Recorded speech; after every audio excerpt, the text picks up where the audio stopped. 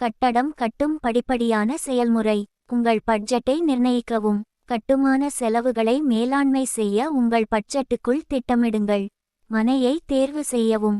உங்கள் தேவைகளுக்கு பொருத்தமாகவும் பயண நேரத்தை குறைக்கும் வகையில் வசதியான இடத்தில் உள்ள மனையை தேர்வு செய்யவும். திட்டமிடல் மற்றும் வடிவமைப்பு. ஓர் கட்டட ஒழுங்குபடுத்துனர் அல்லது சிவில் இன்ஜினியரின் உதவியுடன் கட்டுமானத்திற்கான சிறந்த திட்டத்தை உருவாக்கவும்.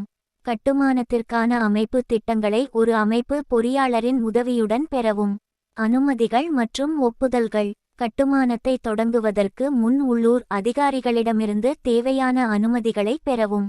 தளத்தை தயாராக்குதல். தளத்தில் உள்ள மரங்கள், கற்கள் மற்றும் கழிவுகளை அகற்றவும். தூண்களின் இடங்களை தளத்தில் குறிக்கவும். அடித்தள வேலை.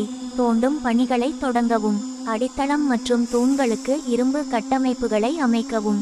கான்கிரீட்டை பூர்த்தி செய்து அதன் பின் மண்ணை நிரப்பவும். மேல் அமைப்பின் பாரத்தை அடித்தளத்திற்கு மாறச் செய்யும் பிளின் பீம் அல்லது கிரேட் பீம்களை அமைக்கவும். பிளின் பீம் மற்றும் மண்ணை நிரப்புதல். பிளின் பீமின் மேல் நிலைக்கு மண்ணை நிரப்பவும். நிரப்பப்பட்ட மண்ணில் சிமெண்ட் கான்கிரீட் (PCC) அமைக்கவும். தூண்கள் மற்றும் சுவர் கட்டுமானம். ஃபார்ம்வொர்க் மூலம் தூண்களை உருவாக்கவும். சுவர்களை அமைக்கவும். ஜன்னல்கள் மற்றும் கதவுகளுக்கு இடங்களை விடவும்.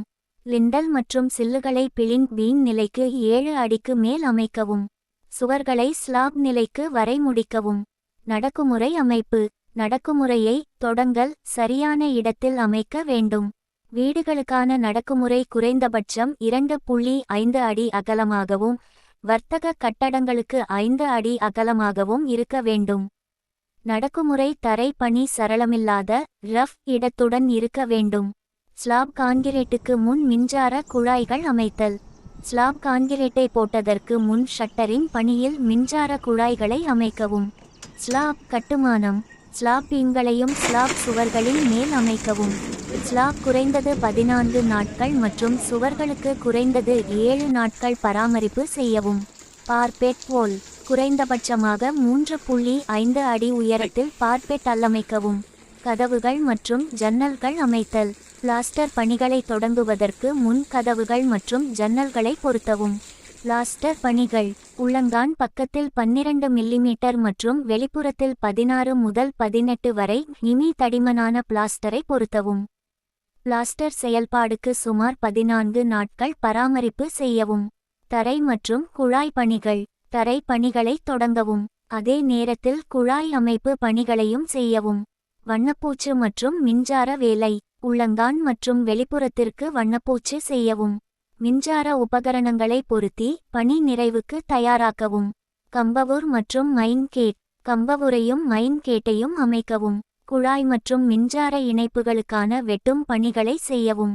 இறுதி பணிகள். கட்டடத்தை ஆய்வு செய்து திருத்தங்கள் செய்து அனைத்து பணிகளும் முழுமையடைந்ததை உறுதி செய்யவும். வெற்றிக்கான குறிப்புகள். நிபுணர்களை பணியமர்த்தவும். அனுபவம் வாய்ந்த கட்டட ஒழுங்குபடுத்துனர்கள், பொறியாளர்கள் மற்றும் ஒப்பந்ததாரர்களுடன் பணியாற்றவும். சங்கடமின்றி திட்டமிடுங்கள். செயல்முறையை கண்காணிக்கவும். செலவுகளை சரியாக மேலாண்மை செய்யவும் ஒரு நேரக்கோவை பயன்படுத்தவும். உயர்தர பொருட்கள். நீடித்தவராக கட்டடம் கட்ட உயர் தரமான பொருட்களை பயன்படுத்தவும். பாதுகாப்பு நடவடிக்கைகள். தளத்தில் சரியான பாதுகாப்பு விதிகளை பின்பற்றவும். தொடர்ந்த ஆய்வுகள். ஒவ்வொரு கட்டத்திலும் பணிகளை பரிசோதித்து பிரச்சினைகளை முன்னதாக கண்டறிந்து சரிசெய்யவும். தாமதங்களுக்கு தயாராக இருங்கள். வானிலை அல்லது எதிர்பாராத சூழ்நிலைகளால் ஏற்படும் தாமதங்களுக்கு ஏற்ப திட்டத்தில் நெகிழ்வாளராக இருங்கள். தெளிவான தொடர்பு. கட்டுமான குழுவுடன் தெளிவான தொடர்பை பராமரிக்கவும். இந்த வழிகாட்டி கட்டட வேலைகளை சிறப்பாகவும் சரியான முறையிலும் முடிக்க உதவும்.